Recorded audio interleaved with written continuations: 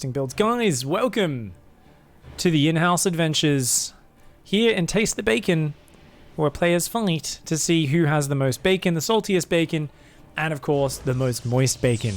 My clan is called Taste the Bacon. This is one of our in-house tournaments, and right here in the bottom left it is RumNCoke Man. Up here in the top right, also Protoss, it's Danilcola. Danilcola. So we're going to take a little look-see at how this game goes. We are going to very quickly close that and reopen something else here. Big thank you for the support, Loader. Welcome to the pigsty.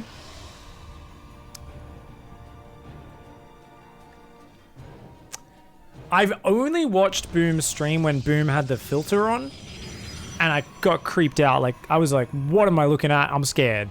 It's the same thing when the first time I ever saw someone use a filter was Livy with the penguin. And I actually almost shat my pants. I was like, this is the most uncanny, scary shit I've ever seen in my life.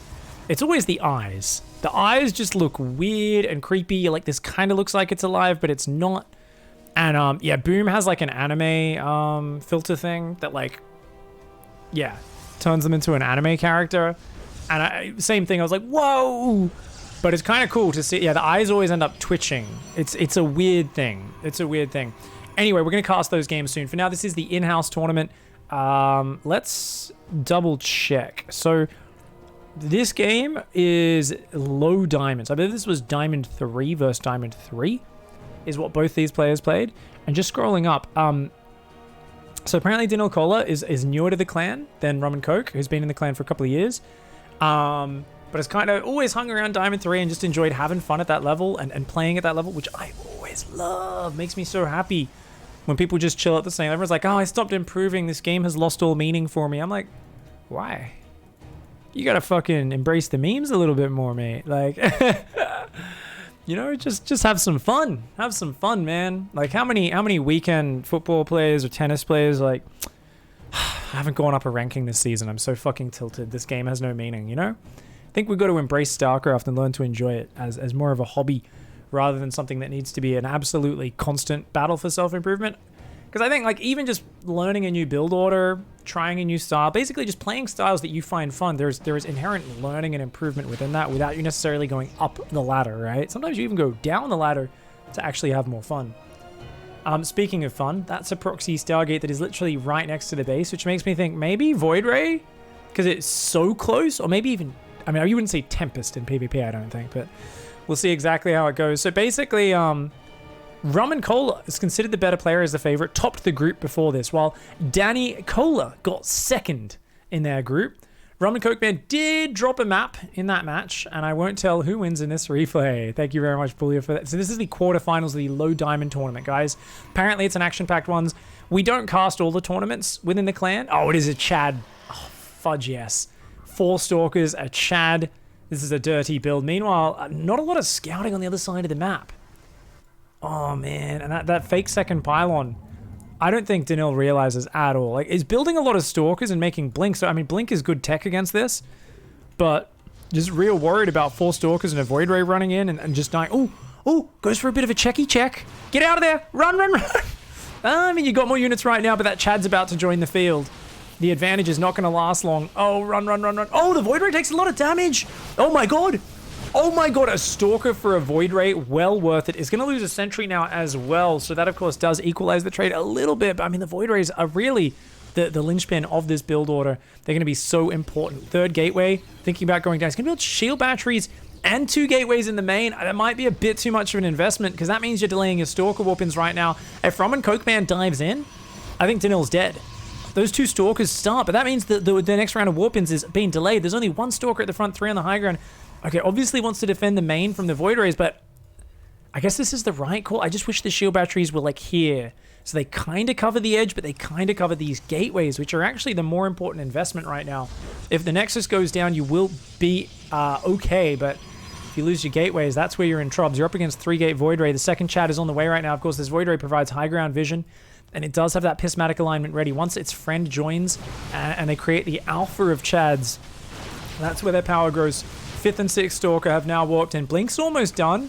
And you know what? Up on 4 gateways really needs to reinforce. If that pylon goes down, going to be rough. Now, I'm not sure about these shield batteries from RumNCoke, man. I really feel like all the money should just be stalkers, sentries, maybe shade some adepts into the middle line. Oh, fight! This is so bad for Danil. Danil, you got to get out of there. You cannot fight this. At least does make RumNCoke man panic, activates prismatic alignment. That may have been a bit overeager from RumNCoke man. A good blink back. Got to wait for the prismatic alignment to run down. But like I said, those two gates so close to being depowered. RumNCoke man has the batteries there.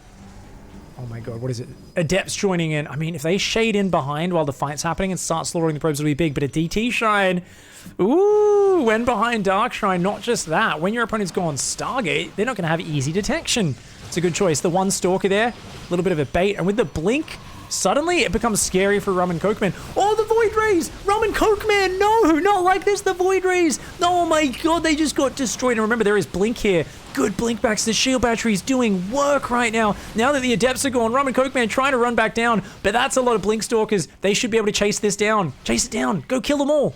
You've got enough. He's going to actually blink to the left with just some of the stalkers. I think Danil's getting a little bit too fancy right now. He's now outnumbered on the left-hand side. Blinks on cooldown. Does get out of there, though. Just takes a bit of damage. Depowers. That is worth it for now. If those can go across the map, and look at that, queuing them to run away. Very nicely done. That'll be nice. These stalkers going to break the contain at the same time. Behind this, the DT Shrine is finished. And what are you doing behind this as RumNCoke man? Ooh, catches a bad blink. They blinked only about half of the distance that they could there. Going to lose two stalkers on the retreat.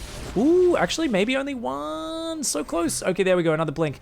There is a Nexus going down behind this for RumNCoke man. Robo starting, and remember, there's no forward pylon warp-in point. So even as the DT Shrine finishes, DT's warping in. They're going to have to walk the whole way across the map. That gives us hope for RumNCoke man to get observers out. Has the quicker Nexus.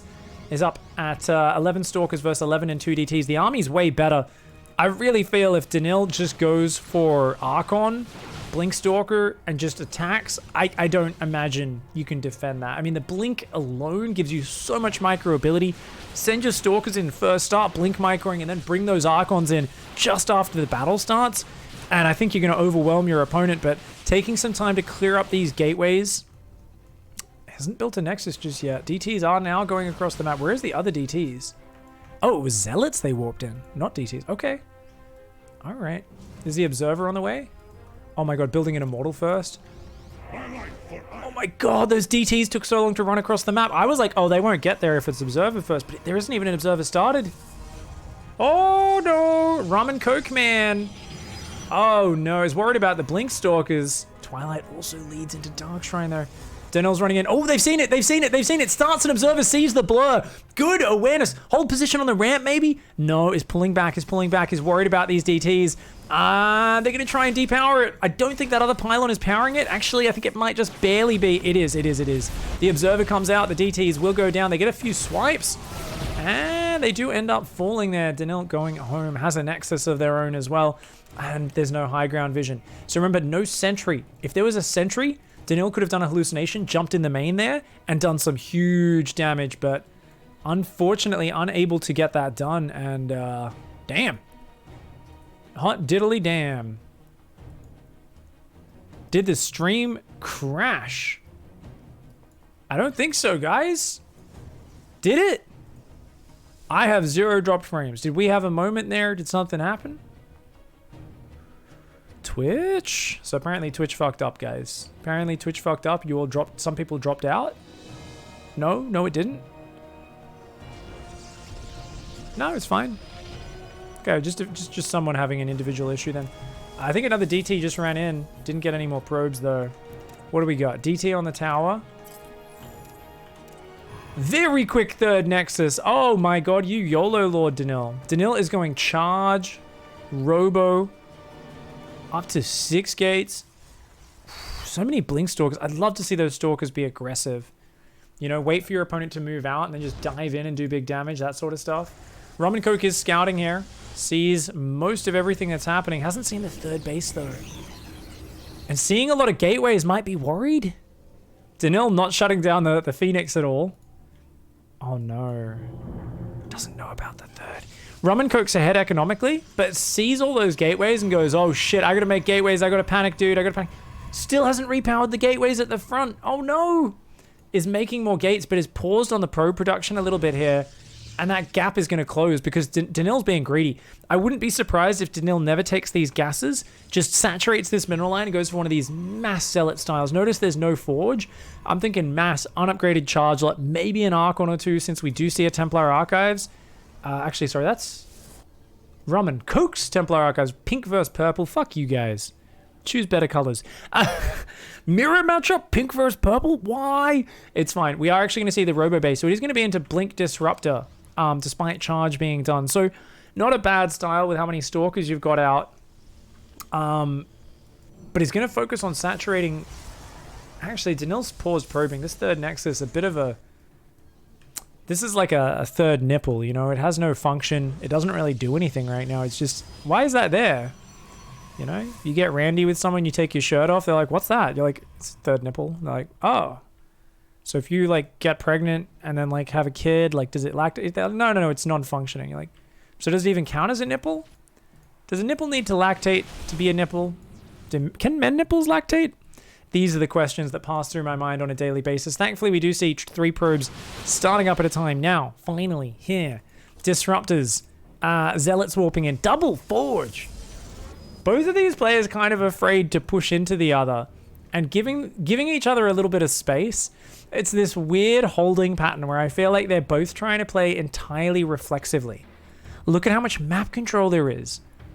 I never see this much map control in a GM PvP game.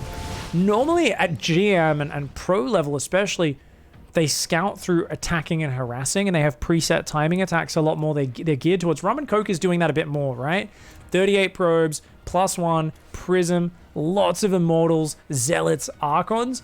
But Danil's kind of like, I'll get Double Forge, maybe. I'll add a Disruptor or two, why not? I maybe build some probes on my third, but maybe I won't. It's just like steadily adding that. I feel like Danil's trying to play very reactive. And that worries me just because only 2 Disruptors, I feel like they're so important. I mean, this is a Stalker killing army. Chargelets, 3 Immortals, 2 Archons, another round of Zealot Warp-ins, and like, it's all on the Disruptors for you to hang on here. You're going to be down an upgrade. Really nice. Waiting for +1 to finish. Oh, this is what we call the pig supply block. It's where you arrive at the staging point for your attack. You want to warp in 4 Archons and a few Zealots, and then you hit the supply block and realize and go, it's delayed by a minute. Gotta wait for the pylons. Oh, another DT comes in. Sees the cannon and just focusing down the pylons out of range. Oh, depower that. Depower that. Oh, Danil, you're so annoying. I love it. DTs and Disruptors are one of the most annoying combinations. Did we just see something recalled? Nope. Oh my god. But I don't know if Danil... Disruptors. Balls! Oh, what big ball. The third ball was useless there. Just like the third nipple, it didn't do shit. Pull back, Danil. Pull back, get out of there. Clicks on an Immortal. Nice focus fire. Run! The balls! They're too far forward. Guys, remember, always, once you've used your balls, immediately wash them and put them away. Do not leave them exposed, or you can develop all sorts of nasty infections like Chargelot Immortal on your balls. It's a very scary one. The Archons coming for these Stalkers just do not do that much damage. It's all about the Disruptor shots. These units are starting to fall, but the third base is gone. Needs to warp in more units, and there's going to be Charge Zealots, which is very important. It's good that Charge was made here. Disruptors coming in a big way. Stalkers, Disruptors, Zealots. The third base is down. This DT's just killed a gateway. Is trying to kill another. Finally, Danil does get on top. RumNCoke, sorry, does get on top of that. This is a crazy game, guys. It's actually an insane game. 1-1 upgrades are now on the way, by the way. So, going to equalize the upgrades and then eventually overtake.